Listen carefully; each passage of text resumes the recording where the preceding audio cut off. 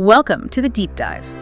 Okay, grab your Dungeons & Dragons modules, maybe adjust the VCR tracking, because today we are going deep. We're looking into the whole architecture and the really fascinating lore of Stranger Things. Yeah, it's quite a world they build. It really is. And our mission here, basically, is to give you a clear map of this huge saga. We're not just, recapping the plot. We want to dissect the show's DNA. That unique mix, right? Exactly. That cocktail of 80s nostalgia, Cold War feelings, actual horror, and maybe most importantly, that coming-of-age drama. We want to track how the main conflict evolved, from just a missing kid to this huge dimensional war. You have to start with the Duffer Brothers' vision for it. It's interesting because, they weren't subtle about their influences. No, not at all. They explicitly aimed for this blend, like the wonder and mystery you get from Spielberg, but mixed with the small-town horror of Stephen King. And John Carpenter's vibe, too. Definitely Carpenter. And even for the deeper stuff, like the Upside Down's lore, they pull on H.P. Lovecraft's cosmic horror. It's all in there. That whole blend is what makes the setting, Hawkins, Indiana, work so well, doesn't it? This fictional town. Yeah, it looks so average, wholesome even. But then there's the Hawkins National Laboratory, the big secret. Right. Publicly, it's supposed to be, Department of Energy Research? Yeah. Something mundane. Yeah, but we find out pretty quick it's actually doing these classified paranormal experiments, sometimes involving human test subjects. It's dark stuff. It's the core paradox, really. This, government science place accidentally creates the main threat. They rip open a portal. To the Upside Down. To the Upside Down, yeah. This hostile alternate dimension they named. Right. And its presence just starts corroding Hawkins. And right at the center of that initial mess is 11. Millie Bobby Brown's character. Yeah. The girl with psychokinetic powers who escapes a lab. She's the key. One of Dr. Brenner's subjects, she calls him Papa, which is just chilling. Deeply unsettling. Yeah. And she's really the linchpin for that whole first season conflict. Okay, so let's trace that progression, because the way the threat escalates season by season is, I think, kind of brilliant. It starts really small, personal. Absolutely. Season 1, that's November 1983, it begins firmly as a mystery. Will Byers disappeared. Exactly. Snatched by a creature from the Upside Down, and that's where you get the main adult team up. Will's mom, Joyce Byers. Winona Ryder, just fantastic. Incredible. And Police Chief Jim Hopper, David Harbour. They're trying to solve this impossible disappearance. And Hopper, of course, later loves 11. And the creature that took Will, that was the Demogorgon, right? Like a monster that stalks them. Correct. Sort of the Upside Down's foot soldier. Terrifying, sure, but maybe not super complex strategically. But things definitely don't stay that simple. Oh no, we move way beyond that fast. So then season 2 hits. It's October 1984, about 11 months later. Will's back. He's rescued, yes, but he is not okay. He's having these premonitions, visions. And flashes of the Upside Down invading Hawkins. And then it gets worse. He gets possessed. Yeah. Properly possessed by a much bigger, more intelligent entity from the Upside Down. This is a really important step up in the threat level, isn't it? It's crucial. The sources point this out as the first major expansion of the lore. The Demogorgon took Will, yes, but the thing possessing him in season 2, that's the Mind Flayer. Okay. And that tells us the Upside Down isn't just random monsters. There's an organizing intelligence, something psychic, controlling, that's now actively trying to use Will as a doorway. Wow. That shift from like a physical monster threat to this psychological possession, it's really effective. And it happens while Joyce is trying to find some normalcy. Yeah, she's dating Bob Newby. Oh, Bob. Sean Astin, Radio Shack manager, just the sweetest guy. He really is. And thematically, Bob's role is fascinating, isn't it? In the middle of all this conspiracy and monsters, he's just pure, normal goodness, optimism. Which makes his death even more brutal. Absolutely. Attacked by those demo dogs while helping everyone escape the lab. It's tragic, but it reinforces that nobody is safe. Even the genuinely good people get caught in this. It keeps the stakes feeling real even as the monsters get, bigger and weirder. And that escalation leads straight into season 3. 9 months later, summer of 85. The big setting is the Starcourt Mall. Peak 80s consumerism. Perfect setting for the next phase.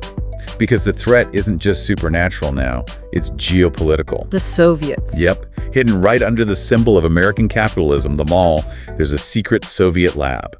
and they're trying to reopen the gateway to the Upside Down. So it mixes the government conspiracy back in, but now it's the Cold War enemy. Exactly. And the Mind Flayer's back too, but this time it uses mind control to possess Billy Hargrove, Max's stepbrother. Dr. Montgomery. Such an intense performance. Billy's arc is so dark. It is, but it ends with that moment of sacrifice, doesn't it? He fights the Mind Flayer's control just long enough to save 11 and the others. Right. So by now, the stakes are clearly global. Dimensional, even. No question. And the threat is so big that by season 4, which jumps forward 8 months to March 86, the core group actually splits up. Yeah. 11, Joyce, Will, and Jonathan move away to California. Yeah. Lenora. Trying to get some distance. But distance doesn't help much, does it? 11's lost her powers. She's dealing with really awful bullying. Just normal high school stuff, but layered on everything else. And meanwhile, back in Hawkins, things get even worse. A new threat emerges. Vecna. And Vecna is a different kind of monster altogether. This raises that interesting question. Why shift now?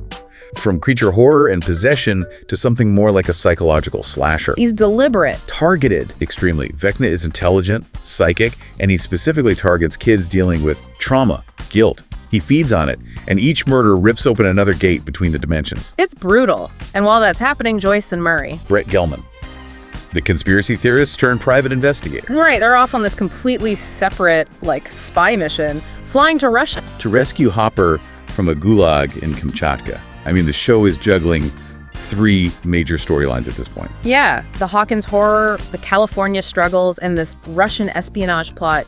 It's ambitious. Totally. And it all sets up season 5, the final season, set in fall 87. The rifts Vecna opened, they're tearing Hawkins apart. The Upside Down is literally bleeding into their world. So the final hunt for Vecna begins. But with a huge complication. The U.S. military has basically occupied Hawkins now, and they're hunting 11 too. Oh, right. So it's not just the supernatural threat, it's human forces converging as well. Makes the final battle even more complex. Exactly. Everyone's caught between these massive forces. Okay, stepping back a bit from the plot. All this constant danger, this trauma, it obviously shapes the characters profoundly. The show's real heart is that found family dynamic, isn't it? It absolutely is. You have these 2 core family structures, really. First, there's Joyce and Hopper. Their dynamic is kind of the emotional bedrock for the adults. Built on shared loss, shared grief. Right. Hopper's past, losing his daughter Sarah, that drove his early alcoholism and detachment. But then taking responsibility, first as chief, then adopting 11, that's his whole redemption arc. And his connection with Joyce, who's divorced, lost Bob. There's this slow burn, potential romance that feels really earned. Gives them stakes beyond just saving the world. Definitely. And then you have the kids group. They've basically been forced into adulthood by all this. You see Mike and 11's relationship develop, which is central, and Lucas and Max. Caleb McLaughlin and Sadie Sink. Their relationship goes through so much, especially in season 4, when Lucas tries to rejoin normal high school life on the basketball team. Causes real friction. And we have to talk about Dustin. Gaten Matarazzo. Oh yeah, Dustin's fantastic. And that detail the sources mention, his cleidocranial dysplasia, the lisp, the show commits to that physical reality, which adds such depth amidst all the crazy stuff. He's often the scientific mind, the investigator, but also brings so much heart. And his relationship with Susie. From Camp Nowhere.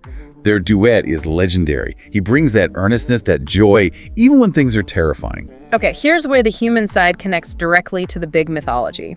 Steve Harrington's evolution and the origin of Vecna. Let's start with Steve. Steve's journey. Arguably the best character arc on the show. He starts as that total 80s popular kid stereotype, kind of a jerk. Totally. Dating Nancy, focused on himself. But then, through just being thrown into these situations, dealing with the trauma, he becomes the protector, the babysitter for the younger kids. It's just such a great dynamic. His friendship with Dustin, especially. It's hilarious and genuinely heartwarming. He kind of reluctantly steps up again and again, sacrificing his own path to keep them safe. Provides so much unexpected heart. And then the biggest reveal, the thing that really cements the show's original mythology, Vecna's true identity. Henry Creel, 1. This reveal changes everything about how you see the Upside Down. He wasn't just some monster from another dimension. He started human. Henry Creel, born with these terrifying psychic powers, killed his family. Ended up under Dr. Brenner's care after falling into a coma. Which raises questions, right? If Brenner knew how dangerous Henry was, Why keep him around where young, vulnerable kids like 11 could interact with him? Brenner's arrogance, maybe? Thinking he could control any power? That seems likely. A huge lapse in judgment or security. Because the massive twist is... It was 11 who sent him there. Young 11, just 8 years old. Exactly. In a confrontation at the lab, she overpowered him. She thought she was destroying him, but she actually blasted him into the Upside Down. So she didn't kill him. She essentially created Vecna as we know him. Pretty much. He didn't die. He landed in that dimension, got physically twisted by the environment, the lightning, and his psychic powers let him take control. He shaped the dimension, controlled the Mind Flayer, the Demogorgons. He's the mastermind. The architect of the Upside Down's hostility, and a dark reflection of 11 herself. Precisely. It makes the final conflict so much more personal and resonant. So if we tie this all together, the show really does manage to synthesize that Cold War paranoia, the government secrecy, with classic monster movie stuff. All filtered through that very specific, very potent 80s childhood nostalgia lens. And we've tracked the threat escalation, haven't we? From one missing kid and a single Demogorgon. All the way up to Vecna, this dimension-controlling psychic who's literally tearing Hawkins apart at the seams. And throughout it all, the group's struggle has been twofold. Protect Hawkins, protect the world from the Upside Down. They protect 11 from the human forces, the lab, the military, the Soviets, who see her as a weapon or a threat. Right. So the sources really hammer home the show's critical acclaim, and a lot of that praise points to the homages to the 1980s, how well it replicates that era, the films of King, Spielberg, Carpenter. It definitely does that well. The nostalgia is a huge part of the appeal. But here's the final thought, the question maybe for you to think about. Is Stranger Things ultimately defined more by the nostalgia it so expertly replicates?